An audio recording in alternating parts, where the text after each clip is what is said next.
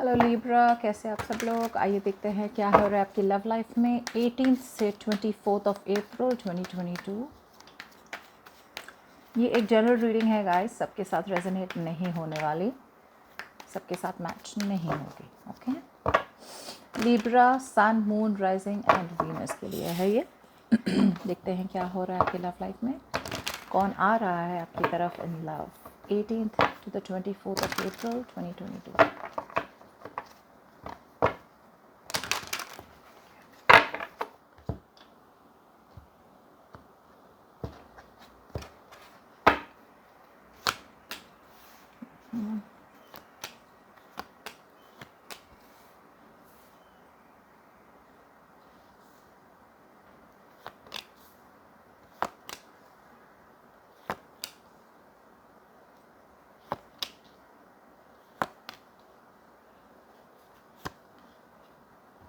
Wow,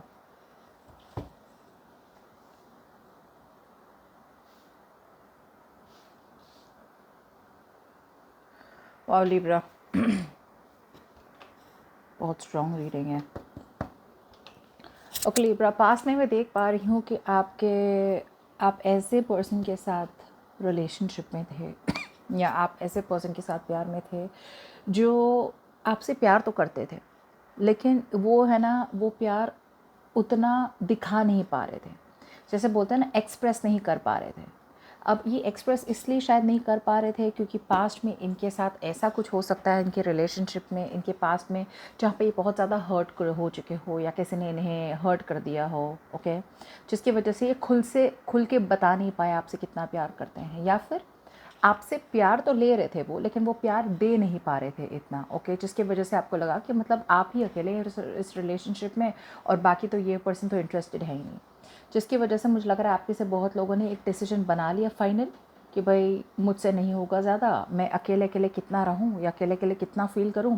मतलब मुझे अकेले फ़ील हो रहा है, रिलेशनशिप में रह के भी ना कोई एक्सप्रेशन है, ना कोई कम्युनिकेशन भी इतनी सही हो रही है, कुछ नहीं हो रहा है। जिसकी वजह से एक फ़ाइनल डिसीजन शायद आपने कहीं ना कहीं बना लिया कि आपको इस रिलेशनशिप को एंड करना है। अब ये ऐसी अवेकनिंग हो सकती है ना, जैसे कि मतलब आप कब तक इग्नोर कर रहे थे, बहुत टाइम तक इग्नोर कर रहे थे कि भाई मतलब ये नहीं हो रहा है, लेकिन फिर भी ट्राई कर लेते हैं एकदम से पास्ट में ऐसा कुछ हो सकता है जिसकी वजह से आपको रियलाइज़ हो गया कि भाई मैं क्या रहा हूँ, जब यहाँ पे कुछ है ही नहीं, जब यहाँ पे कुछ फॉरवर्ड मूवमेंट है ही नहीं, जब यहाँ पे रेसिप्रोसिटी नहीं है, बैलेंस नहीं है प्यार का, आप जितना दे रहे हो उतना आपको मिल नहीं रहा है, तो फिर रहने का मतलब क्या। जिसकी वजह से आपने मूव ऑन कर लिया या फिर आप जिस कम्युनिकेशन आपने काट दी। अब मैं प्रेजेंट कनेक्शन में देख रही हूँ कि यहाँ पे अभी भी आपका कनेक्शन मेंटेन तो है इस पर्सन के साथ, बहुत स्ट्रॉन्ग सोलमेट कनेक्शन है आपकी इनके साथ, बहुत ज़्यादा अच्छी मेमोरीज़ भी है और ये पर्सन आपके पास वापस भी आना चाहते हैं। ओके, और आपकी विश कम ट्रू भी हो रही है। लेकिन आप में से बहुत लोग अब 6 ऑफ कप्स 9 ऑफ कप्स का ये है ना, बहुत ज़्यादा इमोशनल कार्ड्स हैं, ये मूवमेंट के कार्ड्स नहीं हैं। सो कहीं ना कहीं मुझे ऐसे लग रहा है कि ये पर्सन है ना आपकी तरफ आना तो चाहते हैं, लेकिन आपको ट्रुथ बोलना चाहते हैं, क्लैरिटी देना चाहते हैं, लेकिन कहीं ना कहीं आप दोनों के बीच में एक कोल्ड एनर्जीज हो रही है। मतलब आप उनसे बात नहीं करना चाहते, वो आपसे बात नहीं करना चाहते, और कहीं ना कहीं आप है ना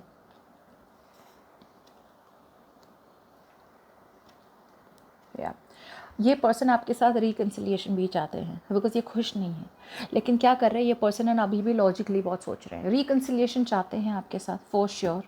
और आपके मतलब आप उनकी विश कम ट्रू हो। ओके, वो आपको जस्टिस देना चाहते हैं, जो भी उन्होंने गलत किया था अब तक सब सही करना चाहते हैं, लेकिन बोले तभी तो, बातें ही नहीं हो रही है, वो बोल ही नहीं पा रहे हैं।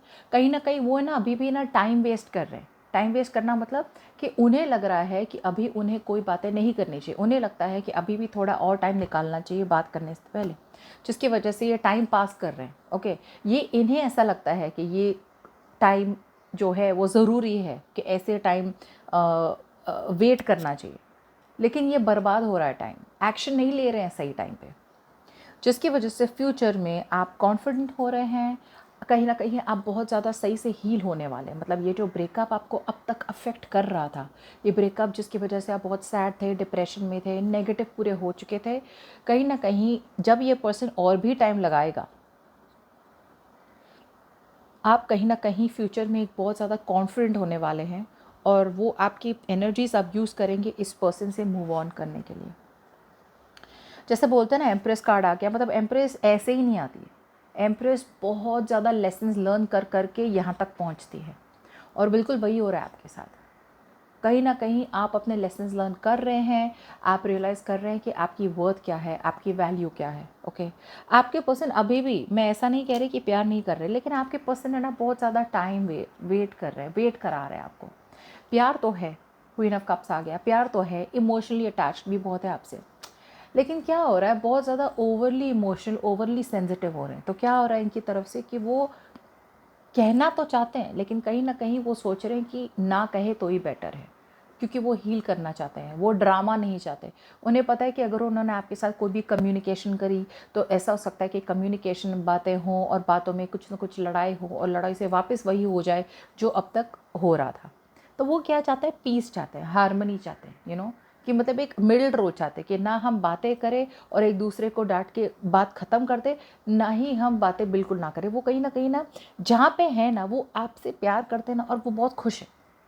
आपको पता हो ना हो, इनसे उन्हें कोई फ़र्क नहीं पड़ता, लेकिन वो आपसे प्यार करते हैं, बस यही जानना उनके लिए बहुत ज़रूरी है। और आप कहीं ना कहीं सोच रहे हैं कि भाई ये प्यार तो करते हैं नहीं, ना एक्शन ले रहे हैं, ना कुछ बोल रहे हैं, ना कम्युनिकेट कर रहे हैं, तो मैं वेट करूँ तो किसके लिए करूँ?